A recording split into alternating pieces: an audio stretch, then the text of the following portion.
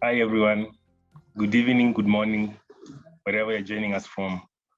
Thank you so much for taking your time to join Sankal Summit Slumber Party. My name is Alan Obilo. I'm part of consulting team at Intellecap Advisory. We have been working with a number of enterprises through call for application for Sankal Awards, where we shortlisted 10 enterprises who are competed to be awarded for the Sankal Awards prize. Out of the 10, we are able to present to you the first 5 amongst them, plus the rest of our enterprises within other courts that we're working with. This session will involve a 7-minute presentation from enterprises, and then we'll let investors within the room to ask any question that they would have for around 6 minutes. So each enterprise will have averagely 15 minutes to present, 7 minutes for presentation, and then 6 minutes for any question and answer that you'd have. I would suggest that any investor within the room to share your question on the chat box, or if you're in a quiet environment, we'll be able to unmute you and pose your question to the enterprise or to the entrepreneur. Thank you once again for joining. I'll go straight ahead to introduce one of our first Sankal finalists for 2022, company called Zuri Health. It's a health company, and I would invite Daisy to take it over, share your screen, and go ahead with your presentation. Okay, hello, my name is Daisy Isiaho. I am the co-founder and chief product officer at Zuri Health. And our journey at Zuri Health started with a vision, and that is a vision to provide quality, affordable, and accessible healthcare solution for all with a simple swipe. And this is because millions of people in Africa do not have access to basic healthcare.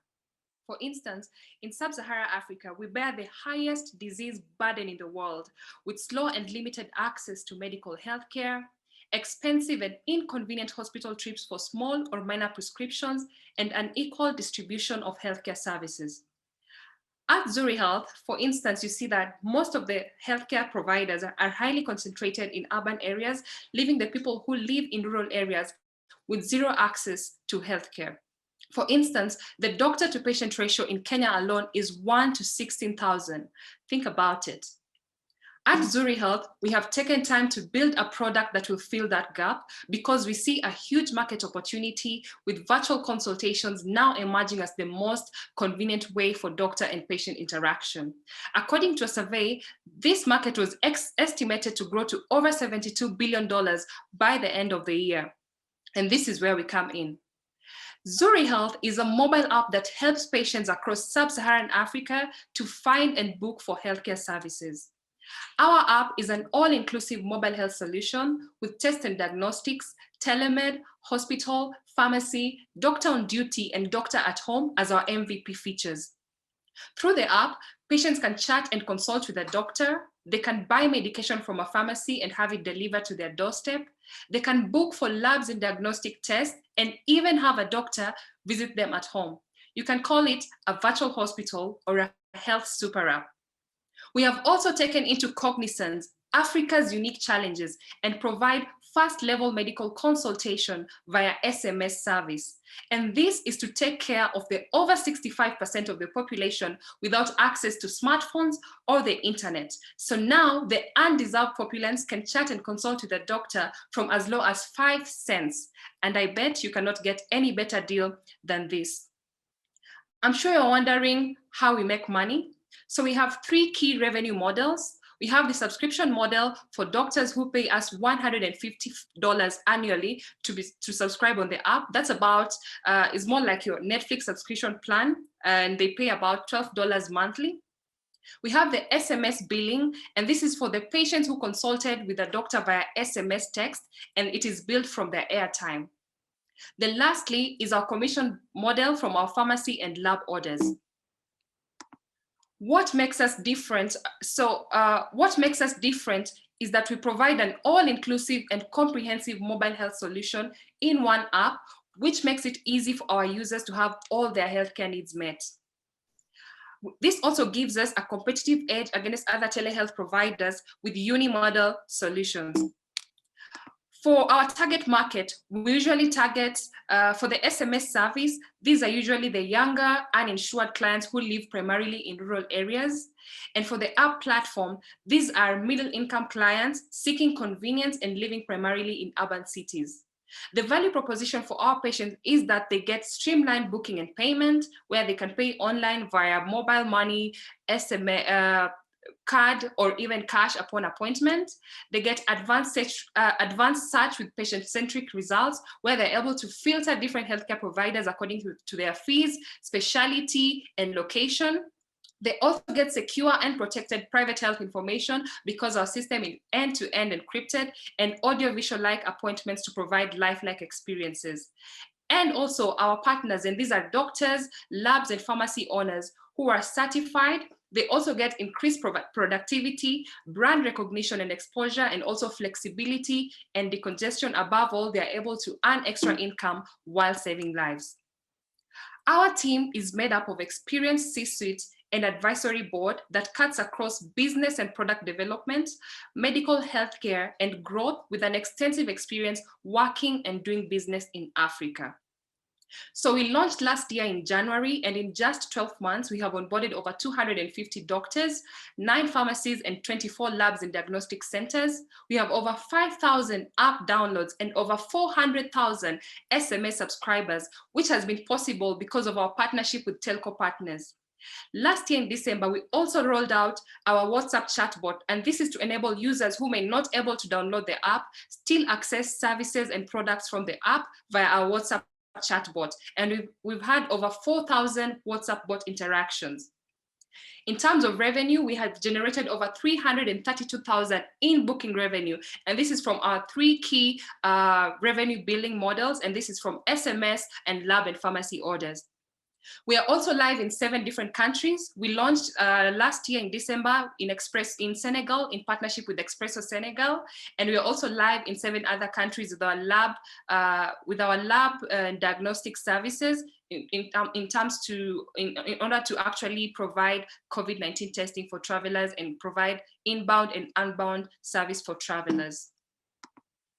So we are currently looking to close our pre-seed round of $1.1 million through safe investment, and this will go towards fueling growth by setting up in key markets, operations, marketing, and tech improvements to fulfill our product promise.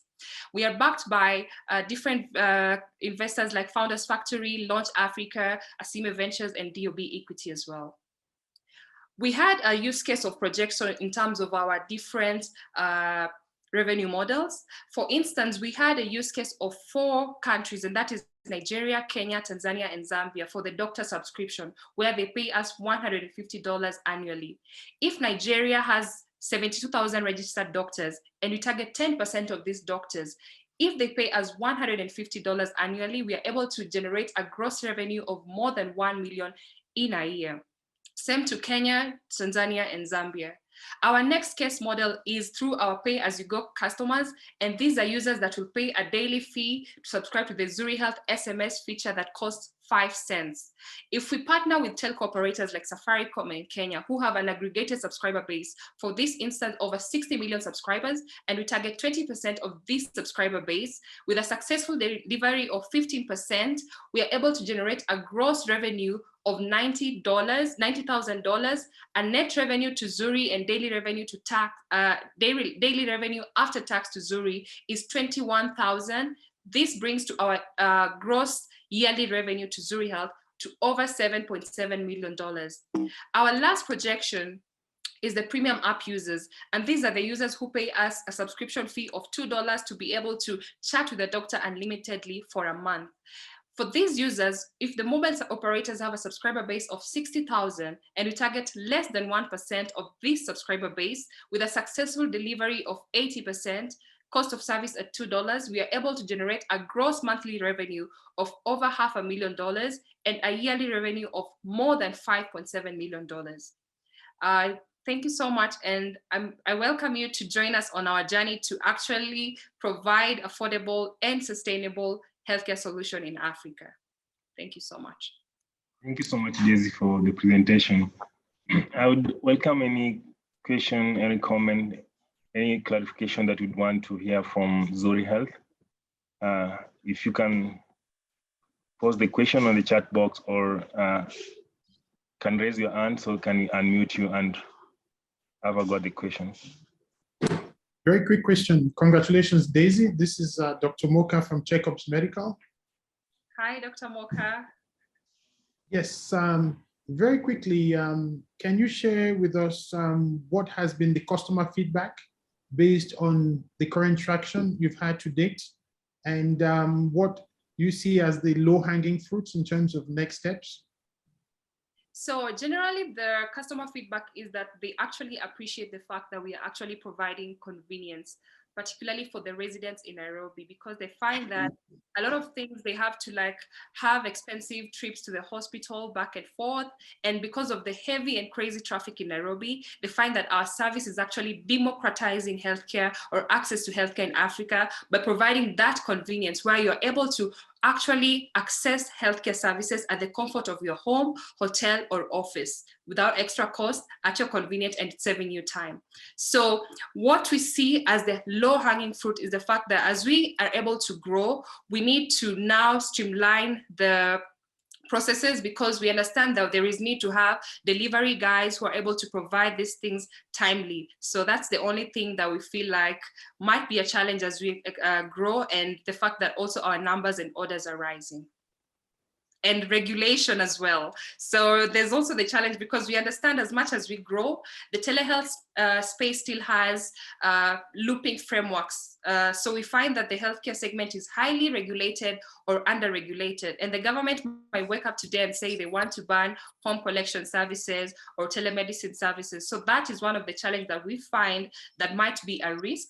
But the way we have built Zuri Health, we have built Zuri Health to be able to, because we are providing multiple services, it's one of the ways to de-risk our business, because if we launch in multiple markets and the government wakes up and says they want to ban telemedicine services, as Zuri Health, we are still able to provide our services for pharmacy or labs and diagnostic delivery. So it's a way to actually have a sustainable and solid, sticky application. Thank you, Dave.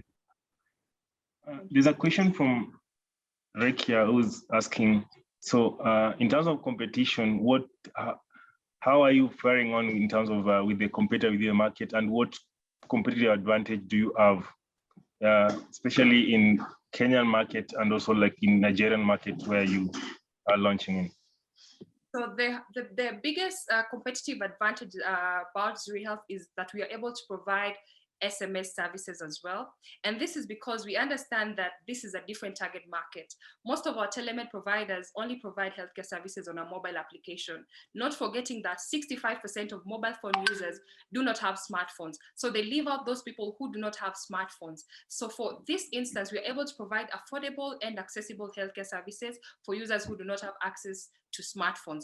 And also the other advantage in terms of how we are able to have a sticky app and generate revenue is in our revenue models, because most of our competitors onboard the doctors on a commission pricing model, where whereas in Zuri Health, we onboard them on a subscription pricing model, more of like your Netflix plan, and whatever income they make, they keep it 100% to themselves. So as much as we see a lot of people, or maybe Uber drivers, the fact that they have the commission pricing model, they always strike or complain, we are able to solve that, because at the end of the day, no one wants to share the commission or their revenues, because we understand the market and the challenges. So that's one of the ways you're able to see, and it's also very affordable both to the doctors and both to the patients. So it's sustainable all the way around. Thank you. I think the last question come from Linda, who's asking, so what are some of the red tapes that you are experiencing outside your operation? Sorry, what are some of the red tapes? Yeah, you are experiencing operating outside your home country, so outside Kenya. What are the red tapes that you are experiencing? Perhaps you had mentioned something around challenges, but just any other around other than regulation that's maybe eating into your cost or just hindering your operation and scalability. The main key challenge is regulation, but we also noticed another challenge, which is language. So we went back and built out our version 2 to include multi-language option to take care of a francophone market, which is key because the fact that we launched in Senegal, we understand that the market highly communicates in French, and that is what we're able to mitigate. Yeah, sure. Thank you, Daisy, for great presentation. I would suggest you leave your email ID on the chat box so that whoever would want to maybe get in touch with you just to understand much more around your business and also connect with you could have an easier way of contacting and just reaching you.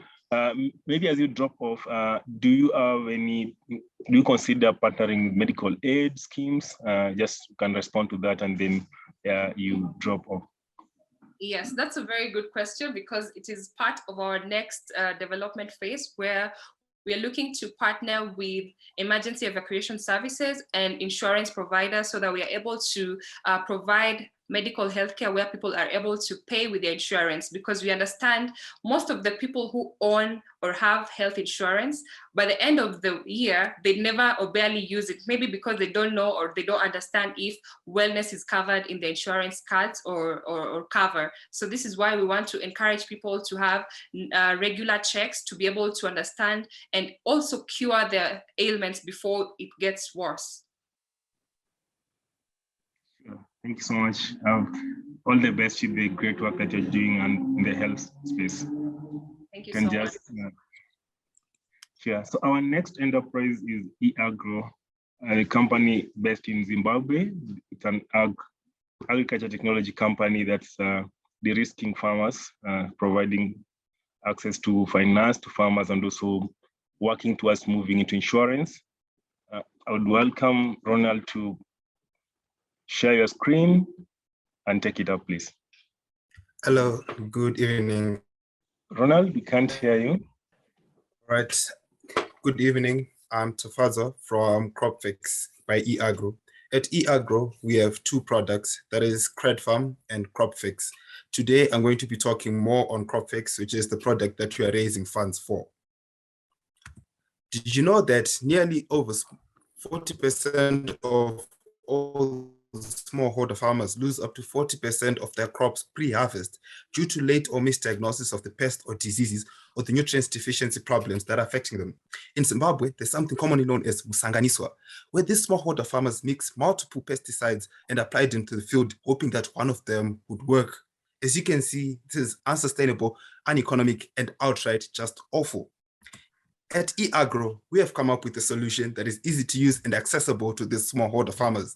That is CropFix. It's a WhatsApp and text-based chatbot that assists these farmers in identifying any damage or disease with the help of artificial intelligence and machine learning. What a farmer simply has to do is take an image of their crop, then send it to our chatbot. It then tells them the symptoms, also the agrochemicals and the treatments that are there to treat that ailment. These pictures that are sent are also location tagged, thereby allowing us to real-time monitor the pest and disease patterns to warn nearby farmers. That is an example of fall armyworm. Alerted all the smallholder farmers that are in that area on how to prevent fall armyworm in reaching their own areas. Now, our model has an 80% accuracy with a database of over 250,000 images. It can identify over 70 pests and diseases covering the 20 major crops such as wheat, maize, tobacco, and cotton. Currently, we have worked with over 950 farmers. We have 6 agro dealerships in areas such as Norton, Koromonzi, Shamba, and Mazowe. We have secured a partnership with the United Nations Development as one of our clients, and we are currently negotiating a partnership with FAO Zimbabwe for another partnership. We've also partnered with Empower Bank and the Zimbabwe Farmers Union, which are one of the biggest farmers, over 7 million, but you're targeting the 1.5 million smallholder farmers. We have access to WhatsApp and text-based services in Zimbabwe. The question that we get most of the time is, why did you choose WhatsApp? During our test pilot, we initially started with a mobile application. But as we carried on the second test pilot in conjunction with Portras, we realized how WhatsApp was accessible and increased penetration for everyday farmers. We also look at the competitor analysis such as Agrix and Plantix in India. They have good mobile apps, but they are not accessible in our local context, such as Zimbabwe and Southern Africa. Hence, these farmers don't have the data to download a new application and to continuously use that. Hence, WhatsApp is cheaper and more trade them forward. Our revenue model consists of charging $4 subscription for the farmers per season and $400 for the agro dealer subscription. We also movement to government, agro dealers, and insurance companies on pest movement to underwrite their insurance models. Our financial breakdowns for this year, we're currently projecting to make $18,000 and to be burning $19,500. Our EBITDA will be a negative 850, but we'll be able to break even in the year 2023 as we scale more on the farmers and break even on the unit economics. With our current projected business growth, we'll be able to break even in the first quarter of 2023. We are seeking $50,000 for 12% equity stake that will be used in expanding our area monitoring, marketing, our text-based services, and our data set improvement. The core team comprises of 6 members that have different aspects such as business studies, artificial intelligence, software engineering, market, and data scientists. We also employ part-time employees that have basis in actuarial science, data scientists, and we have 2 board advisors, that is Dr. Ichkweret and Mr. Vichawonza. We have combined with of over 50 years experience in the sectors that we're operating. You can test our chatbot on that number or visit our website to see more of our services. Thank you. Thank you, Ronald, for a great presentation, notwithstanding the technical glitch here and there. I would want to hear any question from the audience, any investor would want to understand. Perhaps I think you may have missed 1 or 2 points, but then you can always seek clarification for this enterprise that are based in Zimbabwe. Any comment, any question? I didn't get to hear Rachel, but I would suggest if you can just put your question on the chat box, then I can be able to let Ronald respond to it. I think it also seems to be a challenge in connectivity from your end too.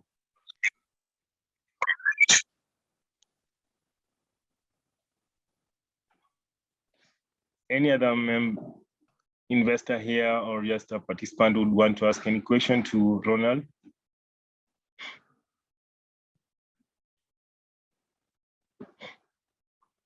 So I see some questions coming. Let me just pull them through. So there's a question from Lisa who's asking, you said you also give the farmers tips on how to mitigate the ailment their plants suffer from, but do the farmers have the access to these tools? Ronald, can you respond to that question? Could you please repeat that? So the question is around, you say that you're giving farmers tips on how to mitigate the pest or the ailment that their plants suffer from, but do the farmers have access to these tools? Maybe you have a second or so to just illustrate further around your business model, because I think 1 or 2 could have missed it out due to technical challenges.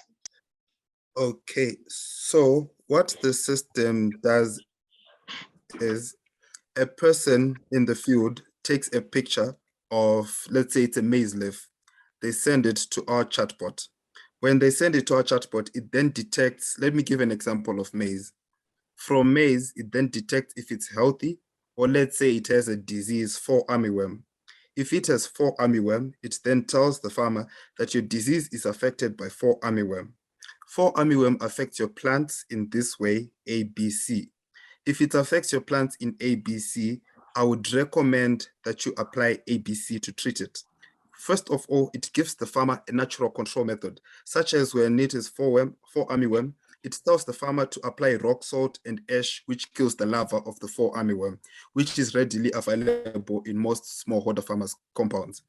In the event that these natural methods do not work, it then recommends chemicals. For the fall armyworm, it then recommends lambda, which is a chemical. It then tells you the nearest shop to your location to say you can buy at this shop that is nearby to your location. It then gives you a link to their catalog online.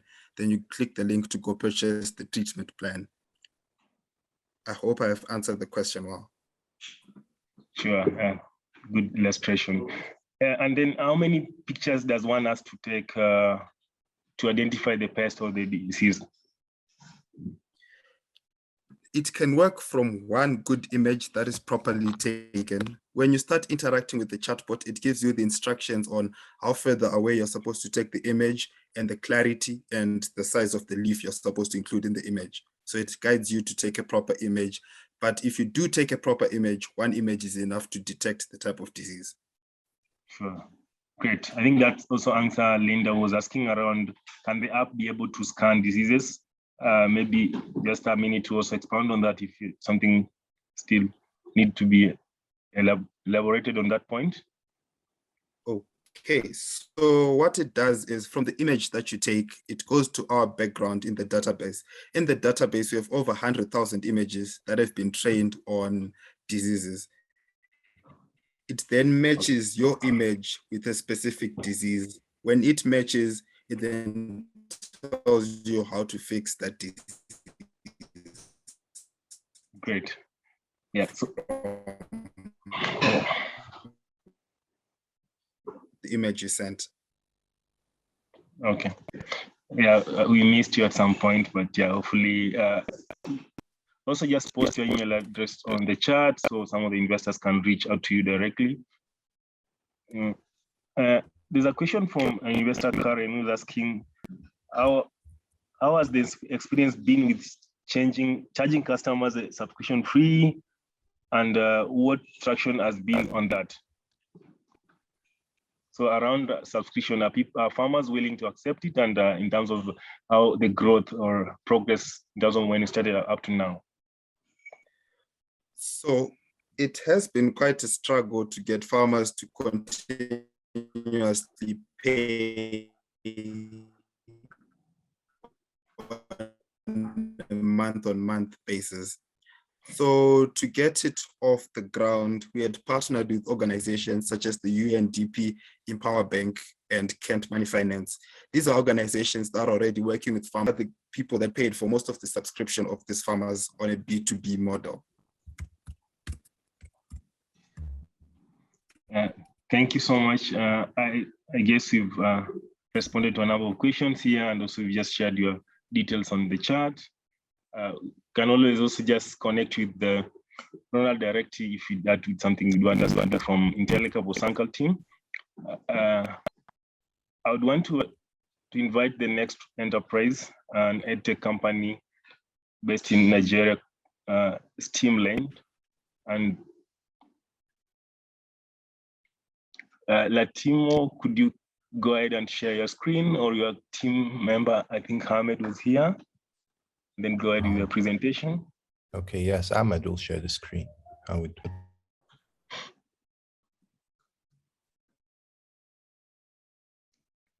Yeah, we can see your presentation. You can start. Okay. All right. Hello, everyone. I want to ask you a rather absurd question. Why would you study so hard for 16 years through grade school and university education and yet end up with some good-looking certificate with no employable technology skill set? 65% of African children entering primary school today will end up working in completely new jobs that do not exist. This was my pain and the pain of 27 million enrolled in primary and junior secondary schools in Nigeria.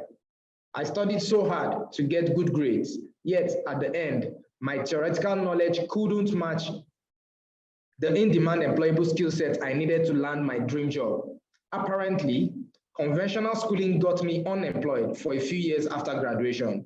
And when I did take responsibility, I realized my contemporaries in other parts of the world had early access to relevant technology skill sets. My name is Olubenga, and we have created a hybrid approach, the Technology Acceleration Program, which provides young learners early affordable access to in-demand technology skill set all through their study cycle in grade school. TAP Interactive Web Application provides affordable and consistent access while users in low and no internet areas can learn offline.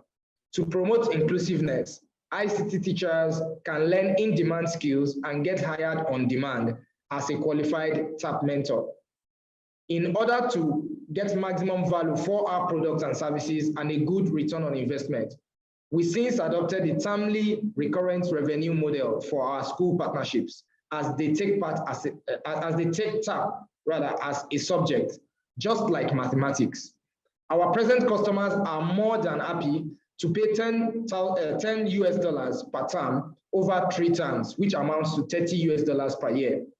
We, at the moment, leverage on our B2B and B2C models to reach out to more than 500,000 out of the 27 million plus enrolled students in primary and secondary schools in Nigeria via school and organizational partnerships and product features. That is physical and virtual classes, while our web interactive feature meets the needs of both self-paced independent learners and school partnerships. Unlike our known competitors focused on exam solutions, STEAMLedge is 100% focused on technology education. We are in the heart of the big education market in Nigeria with 27 million plus enrolled students in primary and junior secondary schools. However, we have considered internet penetration and deficits of computer infrastructure as a challenge. Hence, we forecast that 14 million out of these prospective users will have access. STEAMLedge is adopting 3.4% of our serviceable addressable market, that is 500,000 users. We are very optimistic in these numbers as we closely and consistently study the 2 Indian edtech unicorns, Baiju and Lead, recently valued at $21 and $1.1 billion respectively, using the same school partnership model as ours. Unlike our competitors concentrated on online learning and exam preparatory, we have since adopted hybrid approach via online learning and physical engagement via school partnerships, which promotes inclusiveness of user segments with no internet penetration in middle and low income communities. Hence, it can scale to impact millions being deprived. At the moment, we are the only edtech that has adopted technology as a subject in schools, as more schools and policymakers now see technology as a necessity and not just an option. Over the past 4 years, we have impacted 18,580 students, 85 TAP technology educators with well over 60,000 impact hours, and 500 school teachers across 15 partner schools. We presently onboarded 1,200 users on our web platform across partner schools. However, to accelerate our new partnerships and deepen market penetration in 3 states, that is Kano, Niger State, and Abuja, that we are present, as we expand into new commercial edu-centric cities in Lagos, Rivers State, and Oyo State. TAP is asking for a $1.5 million US venture capital and as a seed funding in exchange for 7.5% equity in TAP. This funding round will help achieve our target of 10,000 active users by December 13th this year, and 100,000 and 200,000 active users in 2023 and 2024 respectively. We are expanding our customer reach and engagement through hybrid TAP model, that is TAP online platform, virtual classes, and physical engagement, moving away from the physical instructor-led model we used between 2017 and 2021. Our new model will give us access to engage and onboard thousands of paying customers and greatly increase our sales and revenue in the coming years. We hope to invest 25% on growth and expansion, 50% on product development plus technical and management hires, and remaining 25% on marketing, sales, and professional expertise. We have prioritized sales and partnership drive, product development, IT infrastructure, and development of new interactive content across multiple technology modules for different age groups. STEAMLedge TAP is led by our experienced CEO, Hamad, who is here, who leads the sales team, Olubenga, myself as the CEO, and I lead the operations and business growth. Abubakar Bello and Ibrahim Ismail, they co-lead our product engineering design. More so, TAP is currently armed with a formidable team of 33 permanent staff, and 7 contract hires across product development, curriculum developers, technology educators, and software engineers. We are driving a huge social impact in EdTech and championing digital transformation from early years, improving employability, providing inclusiveness and in-demand skill sets to access global employment opportunities, while parents look forward to a good return on investment as they see their world succeed. In 3 years, TAP will generate a cash flow 4 times in excess of what investors has put in, and attractive enough for an acquisition, just like Baiju, presently valued at 18 billion, as I said earlier, as of October 2021. I can assure you, by investing in TAP, you would have given 200,000 young minds a better chance to access global employment opportunities to land their dream jobs, more so, giving TAP the traction to reach more than 27 million learners in the coming years. Thank you.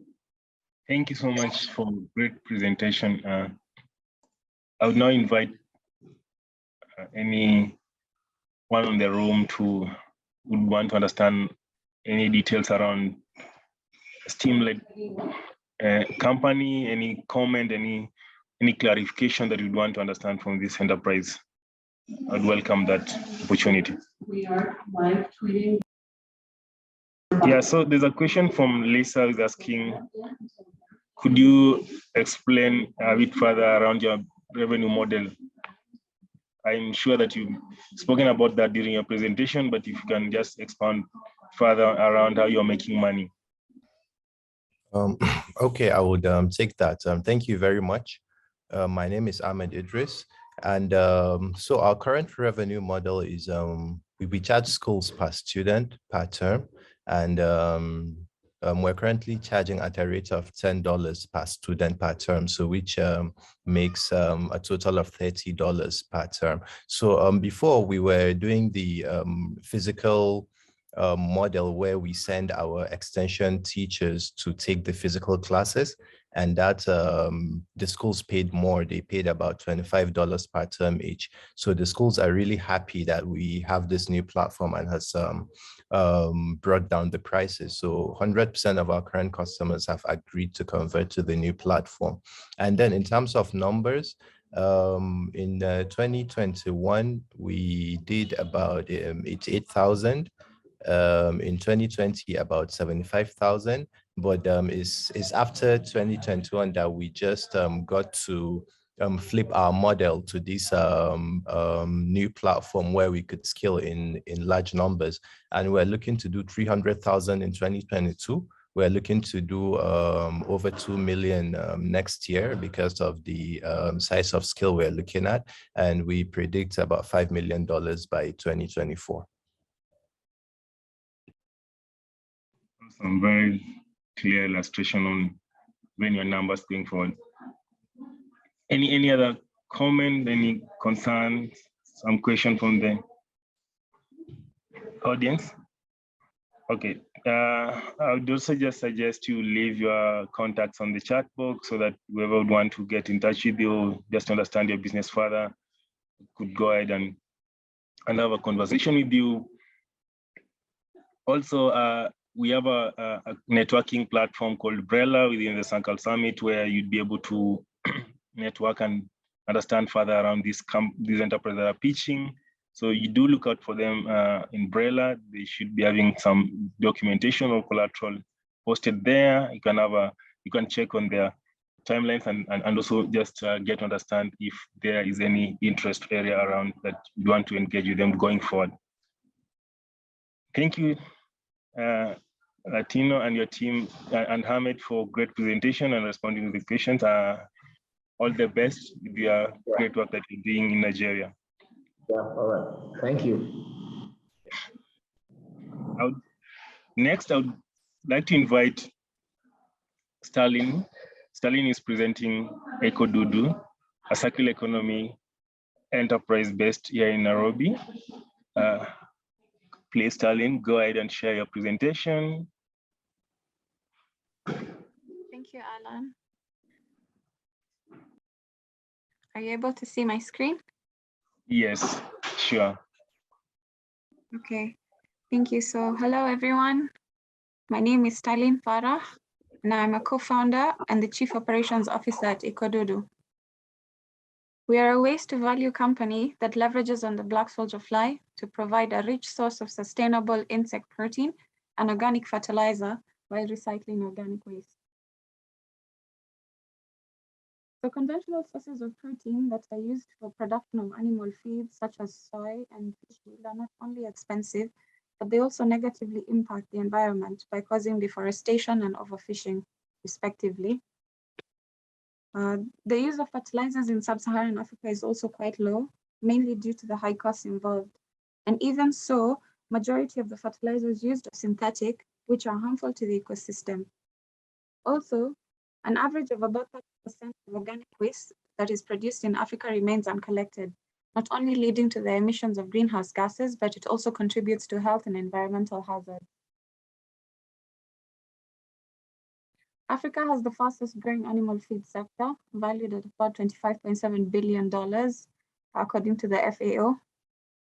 And the demand for animal feeds is only expected to grow in line with population growth. Even despite increasing investments in growth and total production capacity of the commercial feed millers, the market demand still remains unmet. In terms of market size, the total addressable market of animal feeds is valued at about 1.1 billion euros. The specific addressable market is valued at 290 million euros, given that the protein share of animal feed mix is about 25%. And the specific obtainable market is valued at 35 million euros, assuming that Ikodudu obtains about 12% market share in Kenya. So as Ikodudu, we provide a sustainable solution for these challenges. First, we have Dudu Meal, our flagship product, which is a robust protein source for fish and animal feeds. Fish, poultry, and pigs for animal feed production, which is made from the black soldier fly. Secondly, we have Slumber Mix, which is our organic fertilizer made from recycled organic waste. And finally, we offer a solution for management of organic waste using insects, which are, after all, nature's recycling agents. We also conducted a study with some of our clients and have found that insect protein contributes to higher growth rates and body weight in fish, increase in egg productivity and in poultry. And since Slumber Mix contains chitosan, which is a natural pest control agent, there is less need to apply harmful pesticides. Our business model is quite simple, where we collect organic waste, feed it to the black soldier fly larvae, who recycle it, and we obtain two byproducts. Our flagship product, Dudu Meal, which is the insect protein for animal feed production, and Slumber Mix, an organic fertilizer for crop nutrition. Obviously, there cannot exist any business without competition, and our biggest competitors are currently the conventional protein source providers of soy and fish meal. And within the insect protein production space, we have Sanergy, Inseco, Biobu, as well as the high volume producers like Next Protein and Agri Protein. So since inception in 2018, we have conducted a proof of concept, secured strategic partnerships, obtained grant, safe, and debt funding. We've launched our innovative outgrow model, where we incorporate third-party farmers to rear the black soldier fly on their own waste streams, and we in turn purchase all their produce. And we've also recently relocated to our new rearing facility in Makuyu. So our team is comprised of a healthy mix of young and energetic and experienced individuals, comprising of Adan Mohammed, who is CEO and my co-founder, previously worked at Nyati Feeds Limited. Myself, having previously trained and worked with the International Center for Insect Physiology and Ecology. Mr. Abdul Rahim Noor, who is head of operations, having previously worked at Abu Dhabi Fertilizers. And Roslyn Aleo, our research lead, having previously worked at the Kenya Medical Research Institute. We also have advisory board members, including Mr. Abubakar Ali, the current CFO of Gulf Power, and Dr. Ari Ben Joseph, current lead venture builder at Green Tech Capital. So our financials are on a positive trend, and as we get near to breaking even, as you can see on the screen, our margins are generally on an upward trend since inception until 2021, where we see a high total expense. This is due to the high cost involved in the construction of a new rearing facility in Makuyu. However, we do foresee increasing revenues from now going forward due to the increased production capacity that we are seeing from now on. So we are looking to raise a cumulative amount of $700,000, preferably in debt or safe agreements. So for which this will be done in 2 phases. So the first phase, we are raising $500,000, of which a lead investor has been secured, and the ticket size is about $150,000 to $200,000. We have also secured another $100,000 from OPES fund in the last 24 hours. So this fund, the remaining funds, these funds that we are going to raise in this first phase will go towards the initial site automation to increase our working capital, to increase our production capacity, and also recruit key roles such as a CFO. We hope to close this round by the end of the first quarter of this year, 2022. So the second phase, raising the additional $200,000, we hope to be done by the 4th quarter of this year. The funds will go towards recruiting, bolstering our sales and marketing team, recruiting technicians and quality control experts, and also optimization of our rearing site, and of course, boosting our working capital. So no business exists without risks and challenges. And our highest risk is in terms of product development. So as the founders, myself and Adam, we have limited experience in this field of insect production. We have, however, put plans in place to engage experts in this field to help us bridge this gap. In terms of the medium risks we face, including supply chain and operational risks involved in the sourcing of the organic waste that we use for our processes, we have, however, been able to mitigate this risk by getting on board EcoVineyard, a strategic partner who provides us with all this waste for free. Another risk is in terms of team diversification and expansion. In our current space, the key expertise that are required in this field are not there. So however, as I said, we're engaging experts to help us bridge this gap. In terms of the low risk that we face is because of the commercial regulations and permits. Ecodudu has, however, recently been certified by the Kenya Bureau of Standards, and we're in the process of getting the certification from the National Environmental Management Authority. In terms of profitability, as my financial slides will show you, we are generally on an upward trend. And since the construction of our new rearing facility, we have seen our production capacity almost double in the past 6 months. So thank you so much. My contact details on our website are on the screen. Should you wish to contact us, I'll invite any questions from here. Sure, awesome presentation, Stalin. Really happy to hear the progress that you're making so far. There's a question from the chat box from Christian, who's asking, could you just perhaps get us back to understand better around your competitive advantage? What's giving you that? What value proposition are you offering way better than already existing players? Okay. Exactly. So yes, I'm seeing the question in the chat. If they're familiar with it. Sorry, I just went on because I thought it's probably nice to know. Thank you, Adam, for posing a question. I think it's a super interesting business model and not from the agricultural field. So I was really wondering, it seems like maybe I don't understand enough, but it's mainly breeding this one type of larva. And I don't understand why others couldn't be doing exactly the same thing, but maybe I just don't understand the business model enough. I'm sorry, Christian, it seems like you're breaking up. Could you possibly repeat your question? Yeah, I think Ellen pretty much already summarized it well. And I think also Rachel put it in the chat as well. I'm not very familiar with the business model, but for me, it seems like your main business is to grow this special type of larva, this special type of, and how, what's your competitive advantage here? How do you ensure that no one else can copy this? Because it seems to me like anyone could grow these. And sorry to pose this so offensively, maybe, but yeah. So we cannot really patent the insect itself because it's a naturally occurring organism. We have, however, patented our unique process that we use in order to be able to generate the insects for commercial use. So in terms of your question, our competitive advantage or unique selling point, apart from the production of insect protein in-house, as I said before, we launched an innovative outgrower model where we recruit third-party farmers to rear the insects on their own waste streams.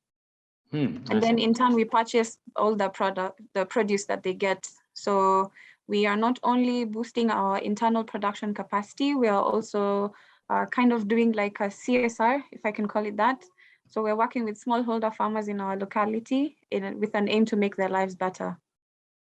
Thank you. I didn't get that earlier. That makes perfect sense. It's a whole different story. Okay, thanks.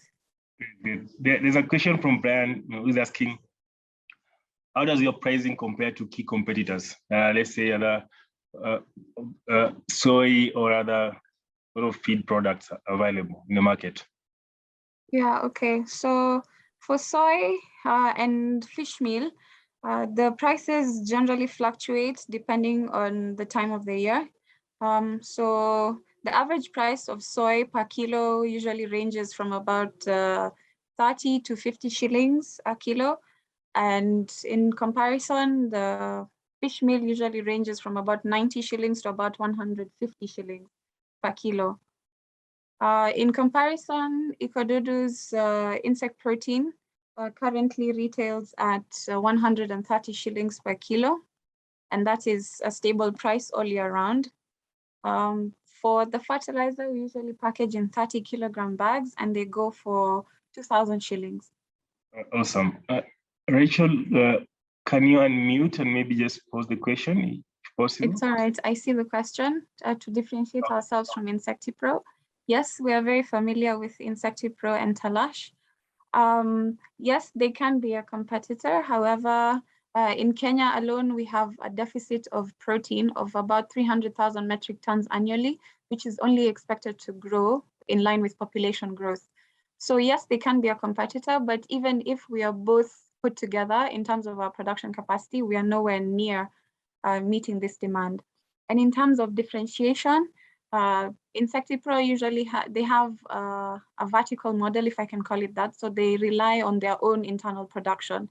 And as I had mentioned earlier to Christian, we have this innovative outgrower model that we use to not only cater for the community around us, but also boost our own internal production capacity. Could you respond to me? Maybe my last question would be from what the revenue split within the insect protein and the Shamba mix that you're, the two products, which one is doing better and what could be the reason why? Okay, so our flagship product is the Dudu meal. When we began, actually up to about 6 months ago, the ratio was about 60-40, that's 60 in favor of the insect protein. However, because of the access that we've had in the past 6 months to almost unlimited supply of organic waste, we are now seeing that the volumes of the fertilizer that we produce are surpassing the insect protein. So we are heading close to 60-40 shift in the reverse order. Great. Thank you so much. Awesome presentation. Looking forward to, if you want to get in touch with Starlin, please do reach out to her. Starlin, you can leave your email on the chat box. You can also network in Umbrella. I'm sure Starlin is an attendee at Sankal Summit. Check on our profile, check on our booth so that you can get to understand any other detail that you may want to understand from Ikodudu Enterprise. Thank you for your time. All the best in the great journey on circular economy. Thank you so much. Thank you so much. Our next enterprise is Joshua. So Joshua will present to us the pathology health enterprise that's also supporting around integration of access to telemedicine or providing pathology services closer to remote areas. Thank you so much, Joshua. You can unmute and please share your presentation. Thank you, Alan. Hi, everybody. Let me just share this. Are you able to see the presentation? Sure. Could you get it into presentation mode? Yeah, it's okay now. Okay, thank you. So yeah, I'm Joshua Kibera, I'm the founder of the Pathology Network. This is a company that is really reimagining the diagnostic workflow across Kenya and also hopefully across the continent as well. What is pathology? Pathology is a branch of medicine. It's really the diagnostic foundation of modern medical practice. You can't make a diagnosis without using pathology and lab medicine. And good pathology services, what they do is that they cause great outcomes, especially for cancer, because you're able to diagnose something quickly, and also it reduces deaths. Unfortunately, pathology services are unavailable to the majority of African patients. And you have countries, I think about 8 of them in the continent right now, that don't have even a single pathologist as we speak. There are certain barriers to pathology services. There are direct and indirect costs of service that affect patients' ability to access good pathology services. The direct costs are, the cost of, expensive pathology services. The indirect costs are, for example, cost of transportation, from moving from where somebody lives to the nearest pathology lab, or sending a tissue sample to a faraway lab. So these are indirect costs. We also have fragmented and opaque referral systems, such that hospitals that are doing surgeries don't have access to pathologists and pathology labs. And so they end up using ad hoc methods to refer these tissue samples. There are few labs, there are few pathologists, as previously stated. So this is how we are solving the problem. This is our operational model. Patients go to hospitals. They're probably around, between 4,000 or 2,000, 4,000 somewhere hospitals that do surgical operations every day here in Kenya. These hospitals use pathology labs. What they will do is that they order a test from us. We pick up the tissue sample, and we distribute it to our network of labs. We then distribute it to our network of pathologists for reporting. And all of this is managed on our online platform. The pathologists log in, they sign out the case, and it is available digitally to the hospitals, who then communicate it to the patients. And the patients themselves get a notification that their reports are ready. And all of this is managed by our proprietary software that we developed. So we're the ones who select which lab is best to process the case ordered by a hospital. We also pay that lab based on the volume of work that they do. We scan the slides, we distribute cases among pathologists. We also set reporting standards and monitor the quality of pathology services, as well as pay the pathologists for signing out cases. This is the value proposition that we have for our pathologists, for our customers, who are the hospitals and the doctors who work there. We are able to offer services both to rural and to urban hospitals.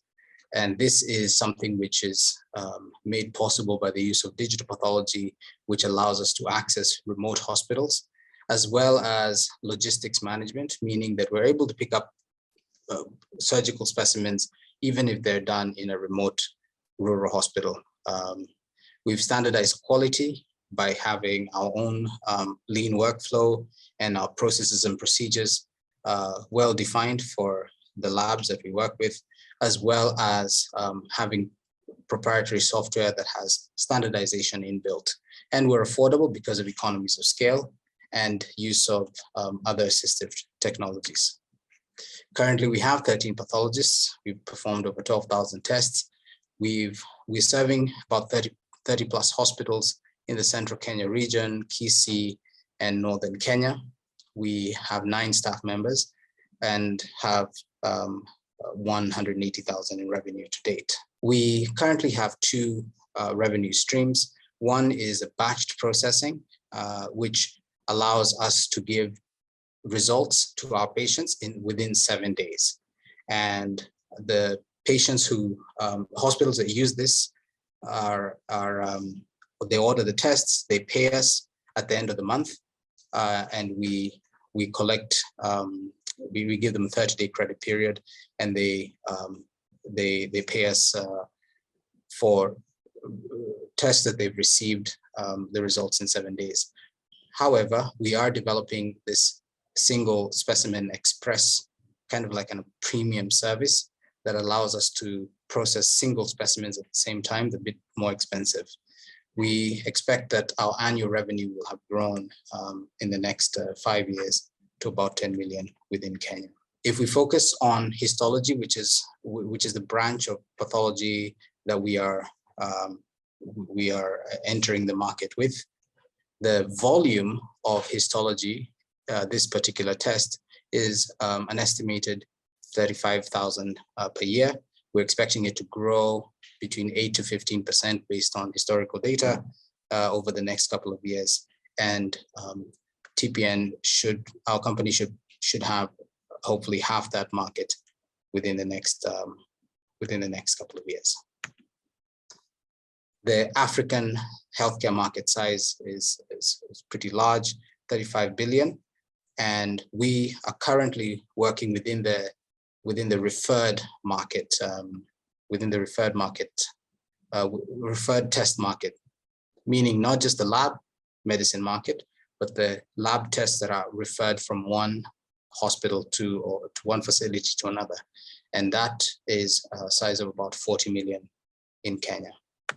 The impact that we have is tremendous, especially for rural hospitals. Currently, we've been able to reduce costs of diagnosis by about 30%. The time to diagnosis, we've actually reduced it by 75%. And we've been able to improve clinical outcomes by standardizing diagnosis, enabling earlier decisions, and correct treatment. Our impact goes across the country in different ways, reaching almost to about 14 out of 47 counties. This is me. I'm a pathologist myself, a tech enthusiast. I've been involved in both medicine, pathology, and entrepreneurship for about 15 years, and also sit on the board of a cancer center. We have Janine, who is joining us, and she should be joining us in April. She is going to be helping us take the services that we have and converting them to a standard that would allow us to operate across several countries. We also have Michael, who is our software engineer in-house, who does a lot of our software development. We have a board with Francis, who's pretty experienced with healthcare management, has run several large hospitals. Noel Orata, MBA pathologist, and Marlene, who has over 30 years in private equity experience and serves on our board. These are some of our advisors and our partners. We're currently raising 750 in equity and debt for this particular round, and happy to take any questions. Thank you. Awesome, Joshua. I'm sure there are some questions which have already come through for you. You just need to put them. I think there's a question from Mike Mbari, who was asking, how do you handle logistics, especially in rural areas where the hospital and the lab may be far apart? And then there's a sensitivity nature of the sample. So how do you handle those two aspects? All right. So, currently we have we use the same logistical infrastructure that exists in Kenya, which is the courier services that exist, like Fargo Courier, G4S. And these courier services are not just used by us, but they're used by almost all providers, similar providers of similar services, like Pathcare, Lancet, and Aga Khan, and all the other people who are in this country providing such services. So the courier services are usually not a problem. Thankfully, our country is relatively well developed in that area. And the last mile usually is, we then provide customer solutions to the last mile. So for example, if you have somebody who is a little far away from a specific courier service, we can organize for a border or somebody to come pick it up and deliver it to the nearest courier office. This, of course, as we expand, will continue being something that we will work with different providers as we move across the country. And especially outside of Kenya, where courier services might not be as well developed. That it's a challenge that we'll look forward to solving. Sensitive, not really. The kind of samples we process are not really that sensitive, as long as they're packaged well and they're fixed within a fixative, which is stable at room temperature. It's called formalin. We just need to have it packaged properly, and that's it. So transportation, it's not really sensitive. It doesn't need to be frozen or kept in, we've not moved to the sensitive samples very much at the moment. There's a question around why do they use your service over Metropolis? And also, maybe I just combined another question around, can you maybe repeat on also and elaborate on your raise? How much are you raising for? And the use of funds. And the use of funds. So why not Metropolis? So Metropolis is a lab, and what they don't have is that branch. Well, let me say, what do you call it? They don't have that presence on the ground that we do, where they're able to have direct contact on a day-to-day basis with the hospitals and the doctors, like the kind of customer service that we provide. So really, that's a differentiating point for us, is the fact that hospitals that are on our system, one, we give them credit, which a lot of labs don't give them credit terms. And secondly, when we notice that a test is about to go beyond turnaround time, we call, we talk with the doctors, we tell them that there might be an issue here. We follow up with the pathologist or with the lab, we find out what the problem could be, and ensure that that is solved immediately. And that way it helps us to walk along with the doctor and with the patient. We walk with them in a way that a lab doesn't have that infrastructure. Unless they develop it, they don't have that. And that allows us to give a very personalized service to the hospitals. That sets us apart. Secondly, we've really been able to manage our turnaround time, something which as labs like Metropolis and others have struggled to do, because they use outsourced pathologists. They send pathologists sometimes even to India, and you just cannot handle a 7-day turnaround time. And that really makes a very, very, very big difference to our clients. So that's why they prefer us. We are raising 750 in equity. In equity, part of it could be in debt if the debt is favorable.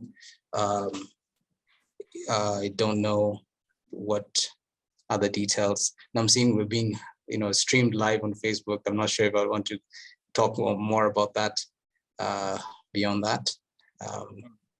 It's okay, Joshua. I guess you could just get in touch with any investor who would want to understand much more around your fundraise, and any other detail. Just share your email address so that whoever would want to get in touch with you could perhaps just have a follow-on call or conversation later on.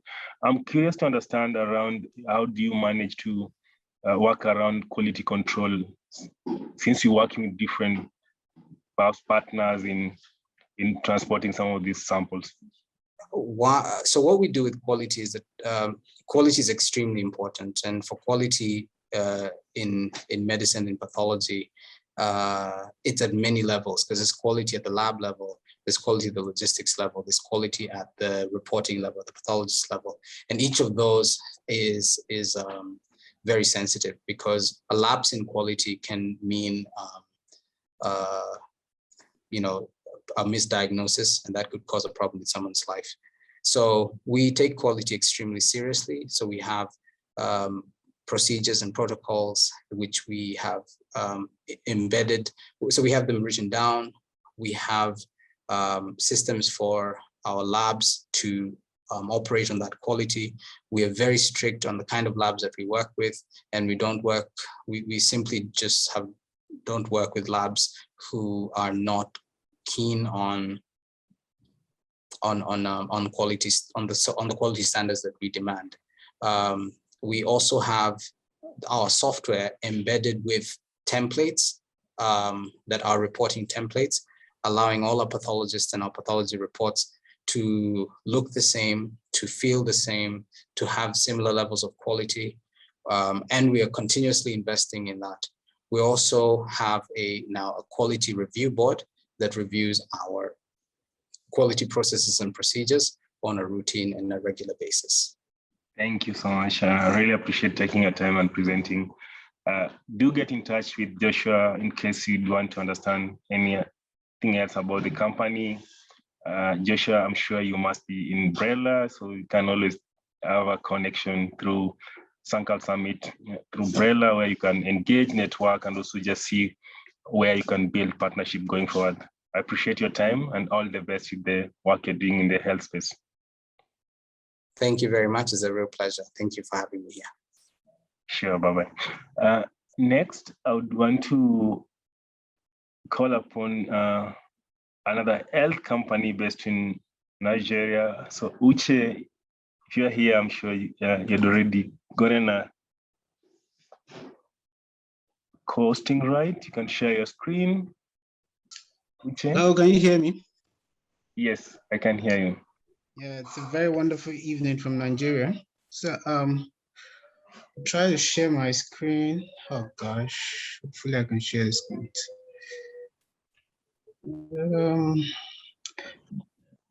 Please, I'm just trying to see where my screen is currently. Take your time. Yes, please. Yes. Okay, so good evening, everyone. Thank you so much for your time. So my name is Uche Kenneth Udekwe. I'm the CEO and founder of Natal Cares. So 5 years ago, I lost my sister-in-law at childbirth due to complications of pregnancy and delivery. So for me, it was one of my saddest moments in life. And then after that incident, it took me a while to actually get up from the shock. But when I did, I told myself that this generation, I owe this generation a debt to make a change, especially in the maternal and child health care. And so, next slide. So after that decision, I began to make my research to discover what maternal and child health is really about. And it was then I discovered that maternal and child health is a major problem in Nigeria. According to the UNICEF, every single day, Nigeria loses 2,300 children between the ages of 0 and 5, and about 145 women of childbearing age due to complications of pregnancy and delivery. And because of that, Nigeria is now the second largest contributor to maternal and infant mortality in the whole world. Next slide. And so that was not enough. I wanted to know what was the causality. I mean, why is there so much of this death? And then there were several reasons, but then there were three striking reasons that came up. First is because of the unhealthy child delivery practices in underserved communities. Second is because of the healthcare information gap. And the third was because of the lack of vaccination for children between the ages of 0 and 5. Next slide. So having discovered it, I started Natal Cares, a social enterprise that leverages on the power of mobile technology, machine learning, and low-cost innovations to combat maternal and infant mortality in Nigeria. Next slide. We've developed an all-inclusive, innovative solution to solve this problem. So first, to bridge the healthcare information gap I talked about, by harnessing the power of mobile technology, we deliver life-saving healthcare information on symptoms of prenatal conditions to pregnant women and nursing mothers in their own preferred local languages. It's accessible on both basic, both feature and smartphones. These messages are sent throughout their pregnancy journey. And for those who cannot read, because we know that some of these women are not lenient, so some of them cannot read, we give it to them in voice note in their preferred local languages. Now, these messages guide them throughout their pregnancy journey. And when it's time for them to deliver their baby, to curb the unhealthy child delivery practices, we've developed a comprehensive delivery kit. It contains 16 WHO recommended supplies that every pregnant woman requires childbirth to ensure safe and hygienic delivery. And then we train and educate traditional birth attendants on latest delivery practices to ensure that they can handle safe delivery. And then for us to reduce the lack of vaccinations for children in these rural communities, our mobile application has an immunization reminder where we send consistent immunization reminder messages to these pregnant women, to these newborn mothers in their local language with the direction to the nearest immunization center close to them in their local languages. And so it also contains other innovative features so that it connects to doctor feature, a vaccination tracker, and then a menstrual cycle calendar as well. Next slide. And then so far, we've been able to disburse around 75,000 delivery kits, and it has helped to ensure safe birth in 86 rural communities so far in Nigeria. 75,000 of these women are registered on our mobile platform, and we've been able to train 1,500 traditional birth attendants on latest delivery practices. Next slide. And so for our business model, in order for us to ensure that we remain sustainable, we offer a premium model that allows pregnant women, a monthly subscription model that allows mothers to access unlimited vital healthcare information through our SMS and voice notes, throughout their period of pregnancy. And then we also have a customized tailored solution to pharmaceutical companies, hospitals, and NGOs to track and engage mothers that they serve in any developing economies with our own proprietary software. And then we offer a premium model that allows mothers to have access to immunization reminders. And then we also retail our delivery kit with a profit margin to give it a self-sustainable model. And then we remain sustainable also by offering text and voice message advertisements from mother and baby care company who wants to uniquely reach out to their targets. Next slide. And so what makes us really different is the fact that we don't rely on just mobile apps alone, which is basically what you find out there. An innovator in this space will only come and then, create an application, and then mothers will have to go into the app and get the solutions that they want. But which is okay, but we feel that this doesn't really solve the problem totally, because the majority of the problem of maternal and infant mortality is in the rural communities. Most of them don't have access to smartphones for them to be able to download this app. In fact, from our research, just 7% of them have access. Only 3.5% of them can even use the smartphone that they have. So we don't leverage on that. We use the kind of technologies that's applicable for these rural communities, which is why we have our text message and voice message services, low-cost innovations, voice services, and also these are the kind of technologies, and then our delivery kits, these are technologies and innovations that are easily accessible in these underserved communities. And then where we really outshine every other startup out there is our flexible payment scheme. Most of these women, even though it's low-cost innovation, cannot pay for these solutions at once. So we have a flexible payment model where they can save up to, for the entire 9 months of the delivery, they can save up to the amount that they need to be able to ensure that they can affordably and afford and conveniently afford our services. Next slide. So far, we've been able to have a revenue of $67,000. Our bond rate is $900, a gross profit of $40,000, and then so far we have 75,000 users. In the next 2 years, we're hoping that we'll cover, we are currently in 6 states in Nigeria. We're hoping to cover 36 states in Nigeria with 100,000 monthly users, projected $350,000 revenue. And then in 2028, we want to penetrate the West African market. Like I said, Nigeria is not the only country that has a problem of maternal. It's a major problem in Africa. I want to be reaching at least 10 million customer users with a projected revenue of 50 million. Next slide. Okay, so these are just some of the awards and recognitions that we've got, and we're proud of them. So the team is actually a compact one. I have 5 years health management experience, and then our CTO, Charles Nandi, has a PhD in view in electrical electronics, and then our ICT lead is Sukomi Ijati, has 4 years experience. My co-founder, Joy Chema, is a medical doctor, and then our director for training is a certified nurse and midwifery 5 years experience, city testimony, and then we have a quality, very rich advisory board that helps us in making critical decisions. Next slide. So at Natal Cares, we believe that no woman deserves to lose her life while trying to bring another one to life. Thank you very much. Thank you very much, Uche. Any question from? Could I just post a question? Yeah, sure, go ahead. So I think it's time then to introduce myself. I'm Christian Bausch from Boehringer Ingelheim, which is a German pharma company. We are family owned, but pretty much comparable to Bayer, if you're familiar with them. And we do invest in social startups in Africa. We are just starting out, so we haven't conducted the investments yet, but we've been supporting with our initiative called Making More Health, together with Ashoka, several social startups over the years. And we have an accelerator actually in Kenya, where we supported Jacaranda Health, which I think has a very similar solution. So maybe my first question would, how would your solution compare to Jacaranda Health? So it's a bit around your uniqueness and competitive advantage, I think. And the second question is, I was absolutely impressed by your profit margin, because if I see the numbers correctly, you have 60,000 revenues and I forget the number. You have 48,000 in gross profit, so that's amazing. So you have very low cost. Maybe you can, if you want to talk more to that as well, I think it's impressive. Okay, thank you very much. So for the first one, I've actually not heard about the startup that you mentioned. I've not heard about them, but from the research I've made so far, where we really think that we outshine every startup is basically in the fact that we're able to harness low-cost innovations to reach people in underserved communities. Most of the startups in healthcare, people targeting maternal and infant mortality will shy away from that area, but then that is where most of the deaths really happen. And we've been able to do that through the low-cost innovations that we use. And what separates us, I think, mostly is our flexible payment model. A pregnant woman will carry a baby for 9 months. Our solution costs around $8, and then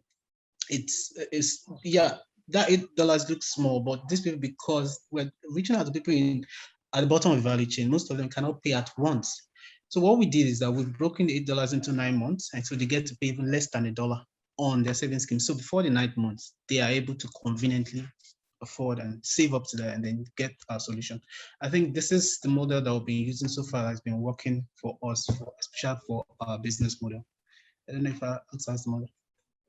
No, it was, wow, that's very impressive for sure. And the second question was around your business cost model, because like I said, you have an impressive profit margin. Yeah. So okay. How do you manage to keep the costs so low? Okay, so our solution is actually on a volume. It's not really on a profit per unit product, and we ensure that it's that way because of the kind of people that we are reaching out to, and we have a partnership with the Ministry of Health in the states. The major problems that these basic healthcare centers have is that they are not properly funded by the state. So we're in partnership with them, which gives us access to the basic healthcare centers and the traditional birth attendant centers in the state and as well as in the country. So the cost of reaching out to them is, we've been able to keep that very, very low. And then the fact that we have a systemic way for them to save up to the amount that they need to pay and then reach out. So basically it's really about volume. The more of the volume that we can reach, and then now we're talking about currently, Nigeria born rates for birth rate per year is 10 million. So that's really like a very large volume. Compare that. So revenue. So we started in 2018. That's our total revenue, and then the amount mentioned is the net profit that we've had so far. So basically, that's how we've been able to maintain that. Very impressive. Congratulations. I'll be happy to stay in touch and wish you all the best. Thank you very much. Thank you very much, Uche. I think there's one question on the chat box, which I just wanted to respond to. Okay. Thanks. Are there referral pathways? One last question, please. Uche, can you hear me? Okay. Are there referral pathways? Yeah, sure. Yeah, sure.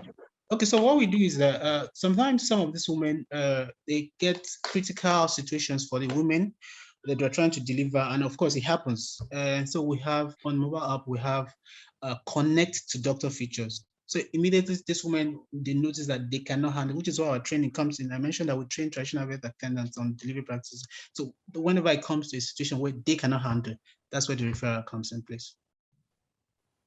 Awesome, awesome. Thank you so much. Any investor, anyone in the session would want to get in touch with Uche, please can write to us, or Uche can as well just drop your email on the chat box. Also do connect with Uche on Umbrella platform so that you can perhaps get to understand any aspect around the business which he wasn't able to maybe give it out here. So thank you, Uche, all the best, and yeah, great work out there. Thank you so much. Thank you. Next, I would invite Cookie Njero. Is from Greenport. I'm sure you must already be having costing, right?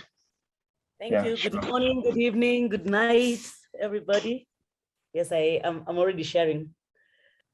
My name is Cookie Njero from Greenport Enterprises, and I'll be taking you through our presentation this evening. So my father is a farmer, and so was his father, and so was his father before him. And what used to be very amazing is that it didn't matter the size of land that you had, you would be able to get back money, because I mean, land wasn't degraded. Most of it was virgin land then, but that's not the story these days. If you look at Kenya right now, the farmers do not celebrate the same way our grandparents did, because the sizes of land have reduced, and also the fertility of the land has made it almost impossible for people to be able to get back what they used to when they had fertile parcels of land, and this is because of landscape degradation. We are Greenport Enterprises. We understand this challenge, and we are coming to be able to come with a solution that is going to be able to give Kenyans an opportunity, to give farmers an opportunity to get back their land to what they would want it to be. We are a company that started in 2014, and we call ourselves the first fully integrated bamboo company in Kenya. And by this we mean we started with nurseries. These nurseries are so that we can select the seedlings that we want to grow. And then we also started plantations through something called the gated community of forests. And later on, we got farmers to grow bamboo with us, together with also restoration projects. Now, the bamboo from all these initiatives then is taken into a factory, which we are going to start processing several products. We will start our first production in May this year, 2022, but just as what we call 1A. And then later on, we're going to go to other products, which will include wood, textile, and charcoal, all based on the needs for Africa. Now, everybody always wonders, bamboo, what's the market like? Now, even if we look at the furniture market alone, it's at $559 billion. That was 2020. Now, of this, there is $72 billion that is specific to bamboo products. The demand is at $72 billion. It has been growing at 5%. So it's expected to be at $98 billion by 2027 within the next 5 years. If you look at the local market, just on furniture alone, without touching construction and energy, the market for furniture is $700 million. So we believe that there is a market that is going to be we are going to be able to access profitability as well. Now, what have we done so far? As I said, we restore as we plant and also grow plantations. So we've grown over 1 million seedlings over the last 6 years. We have a nursery, a large nursery that is able to hold over 1 million seedlings every year. Right now we have about 350,000 ready for this rain season, and should have an equivalent amount ready for the next rain season. So that as a way of even being able to raise revenue. We have revenues of 4 million over the last 6 years, even during COVID time. In terms of plantations, we've already planted 1,500 acres of bamboo, another 1,500 acres with farmers, with over 1,800 outgrower farmers, and over 3 restoration projects. Now, our team, a diverse cocktail of amazing people. We have Jomo Gatondo, who is our chairman, and who is also very well versed in the area of management and manufacturing.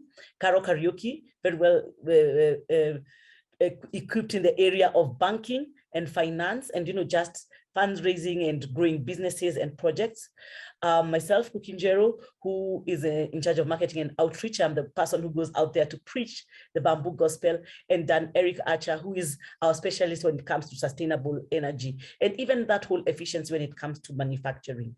Now, the market and the revenues. We're going to start, as I said, with a small factory that's going to manufacture just initially toothpicks and sticks and skewers. We have raised 640,000 to be able to help us with this initiative. And we're hoping to have full production by 2022. Now, we've planned also to plug in a second phase of the factory in November this year, and which is what we're going to be raising funds for in this forum. And this will be able to help us finish our wood line, and the wood line then would be able to absorb more bamboo so that our farmers can be able to get the markets that we have already promised them. Our 5-year plans, 10-year plans to grow over 100,000 acres of bamboo through restoration and outgrower programs and also plantations. And this will be able to give us 2 million tons every year of renewable wood, renewable energy. Now, the full project needed $1.5 million. We have been able to raise 640,000 over the last 3 or 4 years, over the last 2 years. And this has come from the co-founders at 46%, and the rest have come through small grants and also partnerships with other initiatives like Dune and the Nature Conservancy. So we are raising right now $900,000. And this is how it will be broken down. We're going to buy equipment for this wood factory at $600,000. We are confident that we are going to be having great standards that are going to be able to push us to the international market, so that we're not concentrating just on the local market. So we'll require ISO certification and FSC certification. And also to keep the forests being able and the plantations able to produce better bamboo, we need to keep managing them. And that's what the breakdown for the finances looks like. Now, if you look at our finances from 2021, even if let's start with 2020, you can see that there was a bit of a dip during COVID time. But even before that, there was an earlier dip because we were getting revenues from the gated community of forest initially through the mortgage, through the selling of the parcels of land. But now when we stopped buying that, when we got enough land, we then now were left with management costs. So there was more of management costs and less of revenues coming in. So there was a bit of a dip. In 2020, there was also a slight dip because of the seedlings cost that we used to sell. There was a bit of a drought, but now the rains are back, and I'm sure we're going to be able to grow that. Look at what manufacturing does. It just pushes the numbers up, and we're going to be able to have a return of more than 26% per year when we plug in both factories. Now, the impact of the 100,000 acres means up to 10,000 acres of land around riparian lands will be restored, which means technically it's about 3/4 of the rivers in Kenya. That's possible. 50,000 families impacted because bamboo employs 5 people per acre. I talked about the 2 million tons of wood, and also we have over 2,000 shillings going to every family that grows an acre of bamboo annually. Now, of course, there's competition. There's a bit of import on toothpicks, which is really pretty a shame because we should be able to manufacture some of those things in Kenya. So the competition also is the great advantage that we have, because then we can stop some of these imports. Now, we are very confident that we are going to succeed because of a few factors. One of them being the fact that we own our own plantations and that we already have outgrowers that we are working with. And for those who understand bamboo, you know that when you plant it, you need another 7 years for it to be able to grow. So we always say we have a 7-year advantage. Now, we have policy in Kenya that has helped us a lot, because we have something called the 10% forest cover, whereby everybody is required to have 10% of trees on their land. Now, of these trees, according to the marking by WRI, 300,000 hectares of that land can be planted with bamboo. That is an opportunity. We have ban on plastics and also cash crop, and also bamboo was made a cash crop in 2019, which gave us a greater advantage. Now, please join us to make our farmers smile again, and to also enable our farmers to get a quick market, because they need it. Thank you. Thank you so much, Cookie. Awesome presentation. Could you just get us to understand breakdown around the ask, the fundraising, in terms of what percentage, in terms of, is it an equity or debt, or the split within that? There's a question from Charlene on that. As you work on responding to that. Also just ask any investor or any participant on the session would want to understand much more from Greenport Enterprise, please. And you can unmute yourself or you can share your question on the chat box and then I'll be able to pull it. Go ahead, please. Okay, sorry about this. I thought it was on the slide. There was a slight amendment that maybe has erased it. So we were raising about 300,000 in equity, if I'm right. My colleagues are here, they can assist me. I think I may have missed that, but we had a breakdown for what equity and debt looks like. But I think the equity was at $300,000. Then the rest would be in debt, of course, and some grants as well. Great. I may want to understand around the impact that you're creating. How do you track impact? Maybe just a mention on that. Okay. In terms of our impact, there's a study in BADI, the International Network for Bamboo and Rattan, that tracks the impact of planting an acre of bamboo if it is used for commercial purposes. Notice it's not just growing the bamboo. If you plant an acre of bamboo and it's utilized for commercial purposes, that acre of bamboo is able to employ 5 people along the value chain. So now when you look at impact and how we track it also is that we're also working with INBA. We have an app where we map our farmers, we map our plantations, we map our restoration initiatives. So then since then the farmers are able to update this frequently, and we do go back to them so they can be able to update this, we're able to know what percentage of the bamboo survived, because notice it's not planting bamboo, it's growing trees. And I think that's what happens when people are doing restoration projects, they forget to grow and nurture the tree. So the app also helps us see the survival rate, how much do you need to plant back in there. So we do use an app to track this. Yeah. And in terms of the returns to the farmers, again, with Carefree and the International Network of Bamboo and Rattan, we did a study to estimate how much in terms of bamboo weight do you get on an acre of bamboo planted. Then if that is turned into products, then how much are you able to pay back to the farmer? And that's what we used to estimate the returns to the farmer per year. Oh, thank you so much, Cookie. Any question, any concern, any feedback that you want to, clarification that you want to seek from Cookie and the team here at Greenport? You can go ahead and mute yourself if there's any. You can share maybe an email of a team member, one of you, and then perhaps any investor here or participant would want to get in touch with you for partnership or just engagement going forward. You can always reach out for follow-on chat or just a call to engage you and understand further details around your business. But thank you so much for your time. I really appreciate. And I see all your team members are here to just give the support. Yeah, sure. So great. Can go ahead and stop screen sharing too. All right. Okay.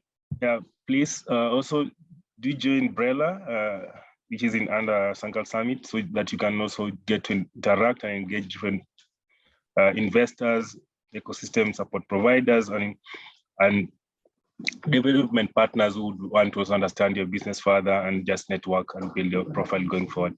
Thank you for your time. All the best. So our last enterprise for the night would be another Kenyan-based company who are in health space, Agrotech Plus. And I would want to invite Elisha Caleb, who is going to present to us. Elisha, are you able to share your screen and take it up? Yeah, thank you very much. And as I share my screen, we are in agriculture, sorry. Sure, yeah, you're in agriculture. Sorry about that. Well noted. Elisha, you are okay. Just go ahead. Just get back to, yeah, that should be okay. Just Yes. I request one of my co-founders to start. You can take it back to the beginning, Elisha. Yeah, it's at the beginning. Sorry, mine is taking a bit to load, but I'm ready. I'm set, Elisha. We are good to go. So Agrotech Plus, we are financing agricultural technologies for sustainability. As you know, Africa accounts for 33 million smallholder farmers who are responsible for 78% of the food that we eat in the different value chains. This also accounts for over 100 billion US dollars of unmet financial needs. Now, growing up in the rural area, my mother was a cereal farmer, but was only able to get like 4 maize in an acre, which has the potential to produce up to 16 to 32 bags. The reason is why is because she lacked access to credits, farm inputs, and also agricultural insurance. Agrotech Plus is an agricultural technology which leverages on technology and digital solution to ensure that rural farmers have access to credits, farming to inputs, and agricultural insurance to maximize on the agricultural productivity. If you look at our market share, we have 33 million smallholder farmers in sub-Saharan Africa, which is the total addressable market.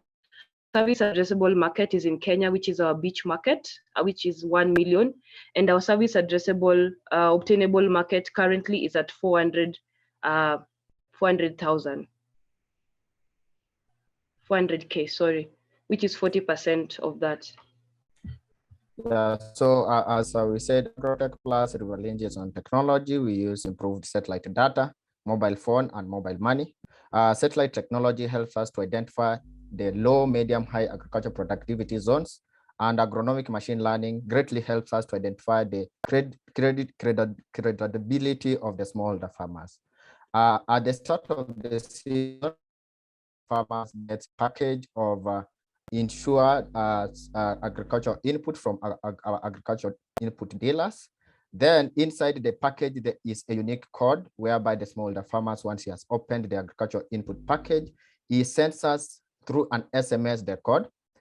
The code helps us to identify the location of the farmer and the biodata, the satellite data of the smallholder farmer, and also the location of the farmer.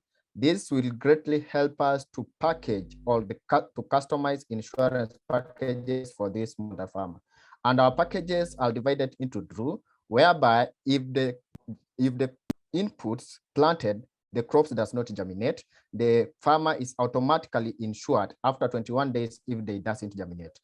But if in case the seeds germinate, it is automatically the crops and all of the season is insured for this specific farmer. Agrotech Plus is generating its revenue through sales of agricultural inputs and financial margins. Agrotech Plus collects information from an enrolled farmer through a phone survey and captures all the GPS information of this smallholder farmer and other informations through the satellite imageries. After that, we apply agronomic machine learning to identify or to range the credibility of this smallholder farmer. And the farmer repays the loan through mobile money over the course of the season, with the full repayment expected at the end of the season. Agrotech Plus has a unique value proposition whereby we are using low costs to reach our customers, and at the same time, Agrotech Plus customizes different products and different packages in specific locations of the smallholder farmer.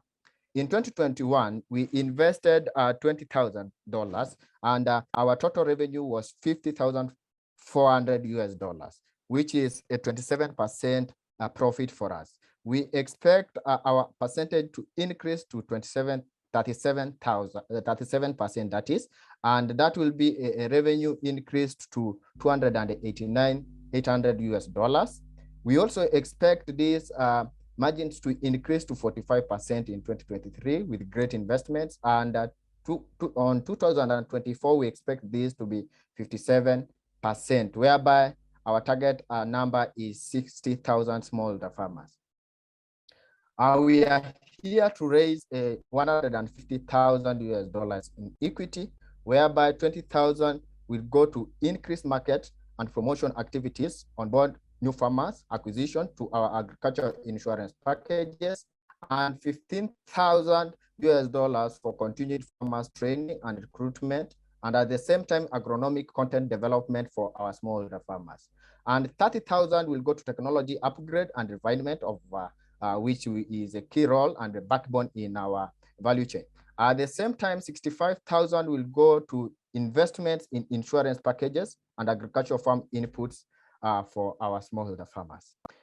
We expect at the end of the next year, we reach 60,000 smallholder farmers are able to access credit insured agriculture farm input for 10 value chain, whereby right now we are working in 5 value chains. At the same time, we are looking forward to create more than 100 job opportunities for young people and women who are our targets, whereby right now we have created 20 plus job opportunities for the young people through village agents. At the same time, Agrotech Plus is looking forward to train 20,000 smallholder farmers on climate smart agriculture practices and agricultural financing.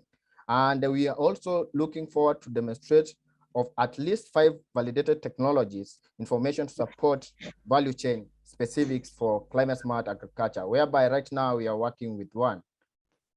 And at the same time, Agrotech Plus is looking forward to expand to other East Africa countries.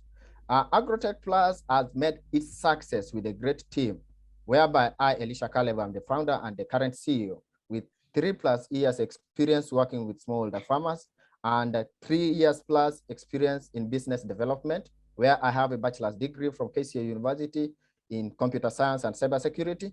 And Sharon Church, I'm my co-founder and the chief operation officer with great experience working with, having worked with smallholder farmers in arid and semi-arid areas, and 3 years experience in climate content development and capacity building for the rural marginalized smallholder farmers. At the same time, we have on board Calvin Sotieno, who is part of our co-founding team, who has a great experience in and is the current CEO for FSPN Africa, which is a non-profitable organization working with smallholder farmers in rural areas, basically training smallholder farmers. Calvin Otieno, at the same time, is the former youth advisor to the MasterCard Foundation in the Young Africa Work Program and the winner of the Nelson Mandela Humanitarian Award, and also the mentor at the same time. We are greatly open to great partnerships, and you can reach us through our website and at the same time, our email address. Thank you very much. Thank you very much, Alicia, for great presentation, the zeal and the confidence with your work. There's a question from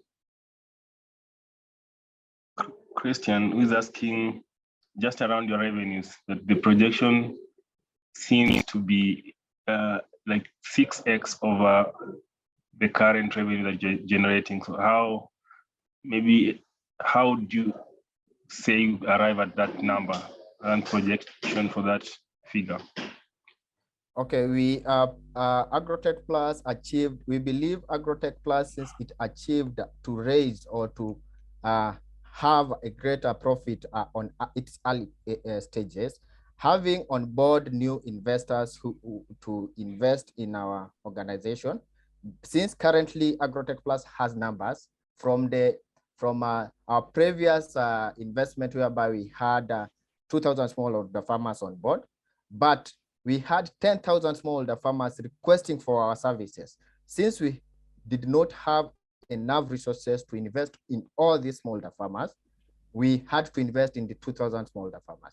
And our key drivers being the number of smallholder farmers that we target, we believe with the greater investments and having new investors on board to our company, will hit our targeted projections.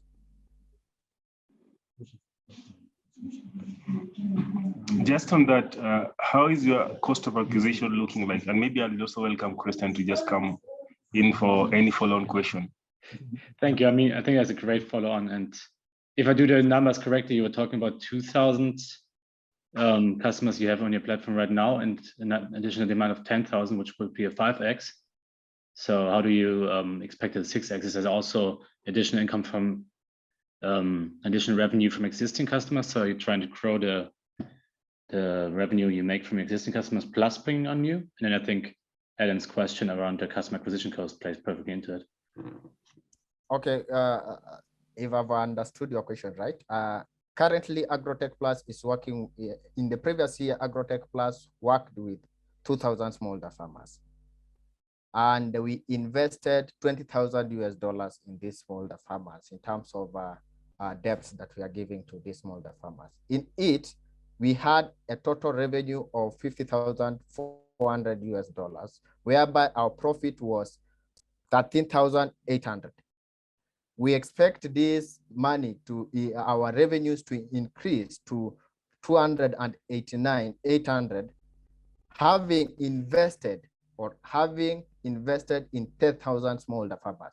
So as I said, our key drivers is the number of smallholder farmers that will be serving. The more the number of the smallholder farmers increase, we expect our revenue generation to increase. And at the same time, Agrotech Plus will not be generating revenue from only the interest rate that we're getting from the smallholder farmer. At the same time, we are getting commissions from the insurance companies that we have partnered with to build these packages that we are giving to the smallholder farmers. Sorry, you are on mute, Alan. Yeah, there's a question on how are you currently financing the lending, and what crops or region are you engaged in? So currently we are doing our financing through Founders Capital, whereby we are, as I said, we are working with 5 value chains. So that's maize, tomatoes, watermelon, and potatoes. Okay. How, in terms of cost of customer acquisition, because you're looking at getting into a really jump in your customers that are going to onboard, how is that playing around? How much are you spending in acquiring new customers? We expect our total cost to the smallholder farmers in the next year to be 183,000 US dollars. But in this previous year was 36,600 US dollars, whereby the cost per farmer was 18.3 US dollars. Yeah, sure. Thank you. There was a question around from Lisa that for you is just providing access to credit and insurance. I think you've explained that you work in commission and also the interest that you're charging. I don't know whether, Lisa, you have a follow-on question on that or any clarification? Yes. You can and what I believe my investors would understand is that we are not giving these smallholder farmers credit directly. We are giving them credit in form of the customized package that entails the agricultural input and the insurance package inside it. Great, thank you. Lisa, do you want any clarification on your question? Just in case you still have something to be explained better. So Lisa is still asking, are you planning to grow via your own balance sheet for the lending business? No. We are open to the new investors to come on board to invest with us. Any last question, any comment, any feedback you have for Agrotech Plus? I know this is one of the tough markets to operate in insurance for smallholder farmers, but then we'd want to hear your comment, your feedback for Caleb. If we have no any other further question, thank you so much, Caleb, for taking your time to present. Please do reach out to Caleb in terms of, there's a question just coming around your competitive space. I think that should be perhaps the last one as we wrap up the session. Just give us understanding of how is your competition in terms of who are your competitor and what's the advantage you have over them. Yes, Agrotech Plus competitors are One Acre Fund, Acre Africa. We also have Apollo Agriculture. But for us, we are working directly with smallholder farmers in grassroots levels, whereby we work with these smallholder farmers in groups of 10. We have grouped these smallholder farmers in groups of 10, basically for the security of the loans. And at the same time, Agrotech Plus customizes products based on the specific location of the smallholder farmer. And as I said, we are in use of the satellite technology helps us to identify the productivity of a specific location, This helping us to customize the packages in response to that specific area, which gives us a greater advantage our competitors. Sure. Yeah, I appreciate your time, Caleb, and co-founder Sharon, just getting us to understand your business. All the best, and just could also share your email ID on the chat, so whoever would want to get in touch with you just to understand other aspects around the business, or just to drill down on some of the points that could perhaps give them a better vision of your business. That's something they can do on a follow-on later on. Also through Brother, you can have an opportunity to have an engagement, a meeting, and just get much more information from this enterprise. Thank you so much for your time. This marks the end of Slumber Party for early stage enterprises. I know some of you perhaps could see some companies who are a bit way above early stage. So we are expecting a different cohort tomorrow. Some few ones within that cohort would also be early stage, and feel free to join. Some would be in a mature stage as per the agenda. I would really encourage all the investors here to take your time also to join us tomorrow for the second Slumber Party, which will start same time, 2 hours tomorrow evening. And really appreciate for spending your 2 hours of valuable time in just understanding this pitch, getting to interact with these entrepreneurs. Yeah, it's of much great importance to us, and also value that you've shown to the Sankal Summit in being part of us here. Thank you so much. Have a lovely evening. Bye-bye for now.